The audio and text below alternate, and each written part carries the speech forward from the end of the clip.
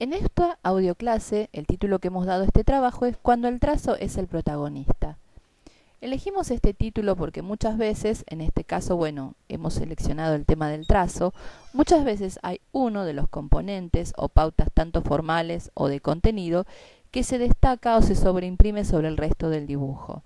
En este caso nos pareció muy destacado el tema del trazo. Por un lado, por la presencia, la alta coloración, por otro lado por su pastosidad y por otro lado también porque el estilo de trazo es reiterado en varias partes del dibujo.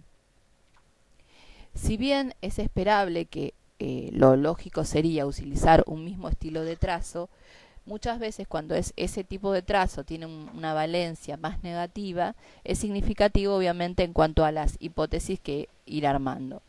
Siempre decimos que es bueno partir nunca desde una mirada directa sobre el dibujo, sino siempre formarnos una primera impresión. Esa primera impresión nos puede servir para ver alguna hipótesis inicial que luego podremos chequear, corroborar, ampliar o modificar a lo largo después de lo que surja del mismo test y del resto de la batería. Comencemos entonces. El trazo sería la parte externa de un movimiento interno que se relaciona mucho con la presión del trazo. Sabemos que la presión tiene 4 componentes de evaluación: la profundidad o huella que deja en el reverso de la hoja, la tensión del trazo, es decir, su calidad de firmeza, tanto en los movimientos curvos como en los rectos y angulosos, la coloración y el calibre o espesor o anchura que tiene el trazo. Más allá de eso, después, el trazo tiene esa energía, se vehiculiza a través de una forma externa. Entonces, cuando analizamos el trazo, lo que estamos viendo es cómo se conduce y cómo se mueve esa energía de base que subyace al tipo de presión que tenga el dibujo.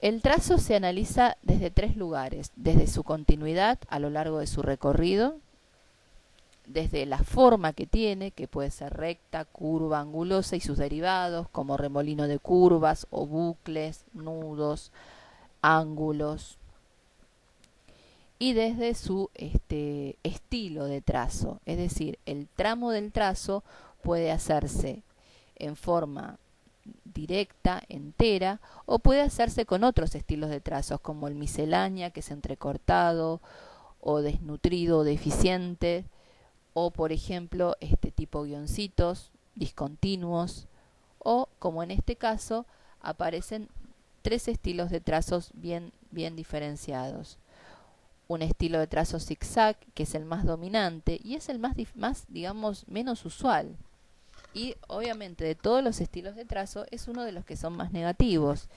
El zigzag, también llamado spike o también llamado serruchito, pueden ser chiquititos o de dientes grandes. Es un trazo que se asocia siempre a acumulación de tensiones, a dificultad para regular y canalizar las reacciones y los impulsos, y luego del autocontrol, una explosión en algún momento que a veces puede ser ante un estímulo que no es muy significativo o en cuanto a su importancia. El otro trazo que aparece acá es el repasado. Si vemos, por ejemplo, el tronco del árbol, vemos que hay un trazo tipo speak por debajo y encima después se repasa, como reforzando. También en las uniones, es decir, lo vamos a ver en bastantes lados. Yo trato de marcarles en donde se ve mucho más explícitamente, por ejemplo en el suelo, en los contornos externos de las copas, pero también la forma de graficar las ramas. Fíjense que hacen repasados con pequeñas angulaciones.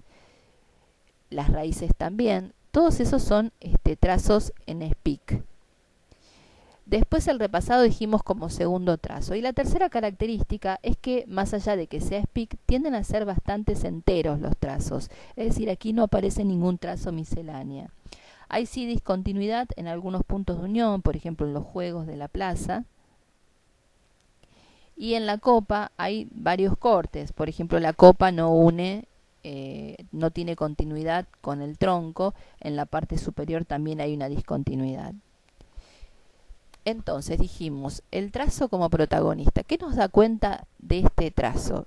Nos da cuenta de que en la persona, en el momento, en el aquí y ahora, recuerden que si bien el trazo es una pauta formal, está muy influenciada por la situación vital. Psicológicamente el trazo lo que nos va a dar cuenta son de los aspectos comportamentales. En este caso, el trazo zigzag unido al repaso nos da cuenta de tensiones internas, de estados de angustia. Ya no es ansiedad, sino es un estado de angustia. La pastosidad, que es un tema de la presión del trazado, nos da cuenta de falta de claridad, aspectos de confusión. Es decir, que las emociones no están claras y no existe, digamos, no hay en este momento como una adecuada posibilidad de regular o de lograr una comprensión de esos estados a través de los procesos reflexivos. Ahora que hemos partido de esta hipótesis inicial, lo que hacemos siempre es partimos de algo que nos llame la atención cuando realmente se destaca, como en este caso dijimos el trazo, y luego lo integramos con el resto de componentes. ¿Qué podemos sumar? Por ejemplo, la presencia de raíces, el tronco soldado por arriba y por abajo, la angulosidad de la copa, las ramas monolineales al igual que las raíces, todas discontinuas, pero si bien bastante presentes, nos dan cuenta justamente también de una emocionalidad inmadura, de una dificultad para integrar lo que se piensa con lo que se siente, y un yo que se siente en este momento como más vulnerable. Las raíces a la vista y transparentes nos dan cuenta de que algo de los impulsos invade. También esto lo podemos ver en los frutos que están en el aire. Esto también da cuenta de que puede haber algunas fallas en lo que son los procesos atencionales. Pero sin embargo, siempre que vemos el conflicto, también tenemos que ver cuáles son los recursos. Hay presente una fantasía prospectiva. Pese a que la copa aplastada por izquierda nos da cuenta de un sentimiento de vacío interior, de falta de autorrealización.